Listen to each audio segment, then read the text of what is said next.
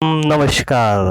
कैसे हैं साथियों। आज हमारी यूपी ट्रिपल एसटी पेट 2022 की यह जीके जीएस सीरीज की तीसरी क्लास है। बिल्कुल परीक्षा में छपने वाले प्रश्न आपको हमारी यह 15 प्रश्नों की जो श्रृंखला हम चला रहे हैं, ये परीक्षा तक ऐसे ही निरंतर जारी रहेगी। अगर आप ये बचे हुए 40 से 45 दिन जो आपके हैं, ये बराबर आप हमारी क्लास को लेते हैं तो आपको लगभग 30 से 40 नंबर की जो भी जीएस जीके की क्वेश्चंस आएंगे उसमें आपको बहुत ही अच्छी सफलता देखने को मिलेगी। आइए हम आपका समय व्यर्थ न करते हुए आज के अपने प्रश्नों पर लेकर चलते हैं। अपने लक्ष्य के लिए जोशीले और जुनूनी बनिए, विश्वास रखिए, सफलता परिश्रम का फल सफलता ही है। दोस्तों, जो परिश्रम करेगा उसे सफलता एक ना एक दिन जरूर हाथ लगेगी, यह सबसे बड़ा अटल सत्य है। आइए अब आज के हम अपने प्रश्नों पर चलते हैं। आज का हमारा पहला प्रश्न है, किसके मत में 1857 की क्रांति आरंभ में सैनिक विद्रोह था जो बाद में राष्ट्रीय विद्रोह स्वतंत्रता संग्राम में परिणित हो गया। ए ऑप्शन है वीडी सावरकर, बी ऑप्शन है आरसी मजूमदार, सी ऑप्शन है यशवंत सेन, डी इनमें से कोई नहीं। तो इसका दोस्तों सही आंसर हो जाएगा वीडी सावरकर। आइए आंसर को देखते हैं। वीडी सावरकर के मत में 1857 की क्रांति आरंभ में सैनिक विद्रोह था जो बाद में राष्ट्रीय विद्रोह स्वतंत्रता संग्राम में परिणित हो गया। आइए आज के अपने दूसरे क्वेश्चन की तरफ चलते हैं। दूसरा क्वेश्चन है, सिंधु घाटी की सभ्यता में घोड़े के अवशेष कहाँ मिले थे। ए ऑप्शन है सुरकोटड़ा, बी ऑप्शन है वड़ावली, सी ऑप्शन है मांडा, डी ऑप्शन है राखीगढ़ी। दोस्तों, इसका जो सही ऑप्शन हो जाएगा सुरकोटड़ा हो जाएगा। सुरकोटड़ा गुजरात के कच्छ जिले में स्थित है। दोस्तों, सिंधु घाटी की सभ्यता में घोड़े के अवशेष यही मिले थे, परंतु सामान्यतः हड़प्पा संस्कृति में घोड़े का होना अस्वीकार किया गया है। हमारा आज का तीसरा क्वेश्चन है, निम्नलिखित में से किसे मानव की आर्य जन्म स्थली माना जाता है। ए ऑप्शन है एशिया महाद्वीप को, बी ऑप्शन है यूरोप महाद्वीप को, सी ऑप्शन है अफ्रीका महाद्वीप को, डी ऑप्शन है ऑस्ट्रेलिया महाद्वीप को। तो दोस्तों, इसका सही आंसर हो जाएगा अफ्रीका महाद्वीप को। अफ्रीका महाद्वीप मानव की आर्य जन्म स्थली माना जाता है। अफ्रीका महाद्वीप दोस्तों दुनिया का दूसरा सबसे बड़ा महाद्वीप है। दुनिया का सबसे बड़ा महाद्वीप आपको पता ही होगा, हमारा एशिया है। अफ्रीका को डार्क कॉन्टिनेंट के नाम से भी जाना जाता है दोस्तों। और अफ्रीका में कुल 54 देश हैं।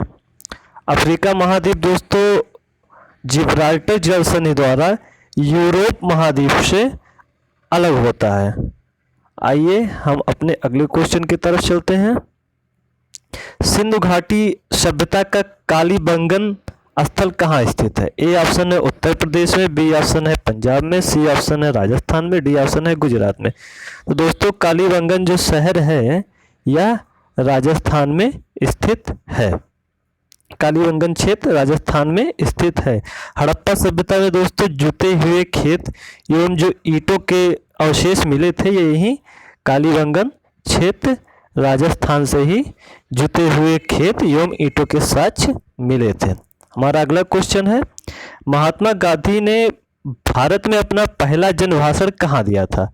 ए ऑप्शन है बम्बई में, बी ऑप्शन है लखनऊ में, सी चंपारण में, डी वाराणसी में। तो दोस्तों, इसका जो सही आंसर हो जाएगा महात्मा गांधी ने अपना पहला जन भाषण वाराणसी में दिया था।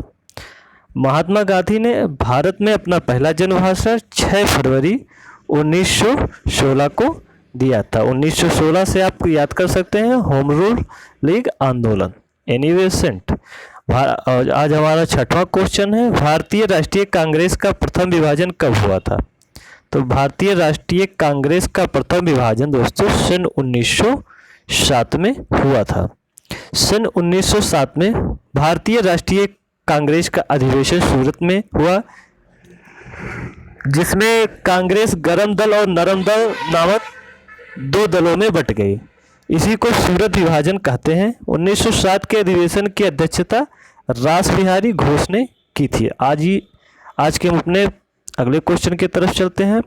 आज का हमारा 7वां क्वेश्चन है, भारत के किस राज्य में जाड़े के मौसम में वर्षा होती है। ए ऑप्शन है केरल, बी ऑप्शन है तमिलनाडु, सी ऑप्शन है पश्चिम बंगाल, डी ऑप्शन है उड़ीसा। दोस्तों, इसका सही ऑप्शन हो जाएगा तमिलनाडु। जाड़े के मौसम में वर्षा तमिलनाडु में होती है। अक्टूबर से दिसंबर जो उत्तरी पूर्वी मानसून द्वारा यहाँ पर वो वर्षा होती है दोस्तों। 8वां क्वेश्चन है हमारा, भारत की सर्वोच्च पर्वत श्रेणी कौन सी है? ए ऑप्शन है गॉडविन ऑस्टिन, बी ऑप्शन है कंचनजंगा, सी ऑप्शन है नंदा देवी, डी ऑप्शन है एवरेस्ट। तो भारत की सर्वोच्च पर्वत चोटी दोस्तों गॉडविन ऑस्टिन है। लेकिन अगर विश्व की सर्वोच्च उच्च चोटी की बात हम करें तो वो हमारा एवरेस्ट है, जिसे नेपाल में सागर माथा के नाम से भी जाना जाता है। भारत की सर्वोच्च चोटी गॉडविन ऑस्टिन K2 है। अगला क्वेश्चन देखते हैं, निम्नलिखित में से किस नदी के मुहाने पर डेल्टा नहीं बनता है? ए ऑप्शन है कावेरी, बी ऑप्शन है महानदी, सी ऑप्शन है गोदावरी, डी ऑप्शन है तापी। तो डेल्टा ना बनाने वाली नदियां हैं तापी। आइए अगले क्वेश्चन पर चलते हैं। तापी नदी के मुहाने पर डेल्टा नहीं बनता। यह नदी पूर्व से पश्चिम की तरफ बहती है। ये जो नदियां होती हैं हम आपको बता दें कि अगर भारत की नक्शा की बात करें तो ऐसे की तरफ हमारा जो है भारत, ये जो पूर्व की पश्चिम की तरफ बहती हैं, ये है पूर्व और ये है पश्चिम। तो ये नदियाँ इस साइड बहती हैं। ये इस साइड बहने वाली नदियाँ डेल्टा नहीं बनाती और जो नदियाँ इधर बहती हैं वो डेल्टा बनाती हैं। प्रथम पंचवर्षीय योजना में किस क्षेत्र को प्रमुखता दी गई है? ए ऑप्शन है औद्योगिक क्षेत्र में, बी ऑप्शन है कृषि क्षेत्र को, सी ऑप्शन है सेवा क्षेत्र को, डी ऑप्शन है निर्यात को। तो प्रथम पंचवर्षीय योजना में दोस्तों कृषि क्षेत्र को प्रमुखता दी गई थी। और प्रथम पंचवर्षीय योजना में कृषि क्षेत्र को प्रमुखता दी गई। भारत में दोस्तों जो प्रथम पंचवर्षीय योजना 1950-51 से आरंभ हुआ है। अगला क्वेश्चन देखते हैं, भारत में गरीबी हटाओ का नारा किस पंचवर्षीय योजना के अंतर्गत दिया गया? ए ऑप्शन है पहली, बी ऑप्शन है ए ऑप्शन है दूसरी, बी ऑप्शन है पहली, सी ऑप्शन है पांचवी और डी ऑप्शन है चौथी। तो दोस्तों जो भारत का गरीबी हटाओ नारा दिया गया था, पांचवी पंचवर्षीय योजना का उद्देश्य था गरीबी उन्मूलन के साथ आत्मनिर्भरता प्राप्त करना। आज का हमारा अगला क्वेश्चन है, निम्नलिखित में से कौन अंतिम मुगल सम्राट थे? Alamgir second, Shah Alam second, Bahadur Shah second, Akbar second. तो दोस्तों इसका हमारा जो सही आंसर हो जाएगा वो बहादुर शाह हो जाएगा। अंतिम मुगल सम्राट दोस्तों बहादुर शाह जफर था, जो हमारे 1857 की क्रांति में भी महत्वपूर्ण भूमिका निभाए थे।